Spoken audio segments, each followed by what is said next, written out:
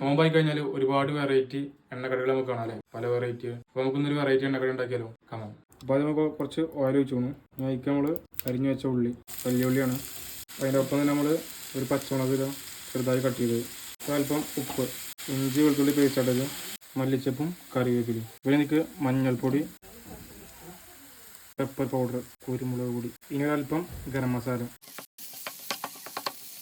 ഇനി നമ്മൾ ചിക്കൻ അരച്ചെടുത്ത കേട്ടോ, ഒന്നൊരു ഉപ്പിട്ട് വേവിച്ചത് കുറച്ച് അരച്ചെടുക്കുക. അപ്പോൾ കഴിച്ച് ഇതാണ് ഇതിൻ്റെ സ്പെഷ്യൽ ആയിട്ട് കേട്ടോ, മുട്ടയുടെ മഞ്ഞല്ലേ.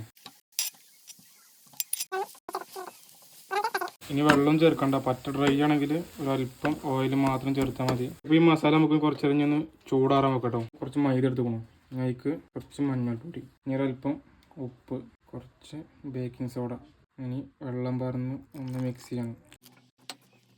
ഇതിപ്പോൾ നമ്മൾ ഉണ്ടാക്കിയ മസാല അല്ലേ, അത് ഇതിക്ക് നിറച്ച് കൊടുക്കട്ടോ. ഇതിങ്ങനെ നിറച്ച് കൊടുക്കുക. ഇനി നമുക്ക് ഫ്രൈ ചെയ്തെടുക്കാം. പൊരിക്കാം. കഴിച്ചപ്പോൾ നോമ്പ് പറഞ്ഞു, ആ സ്പെഷ്യൽ മുട്ട വെച്ചാൽ ട്രൈ ചെയ്ത് നോക്കട്ടോ, കഴിച്ചു നോക്കാം. സംഭവം അടിപൊളി കേട്ടോ, നല്ല മസാല ടേസ്റ്റ്, അടിപൊളി സാധനം. ഒന്ന് ട്രൈ ചെയ്ത് നോക്കാം, കിട്ടുന്ന സാധനം.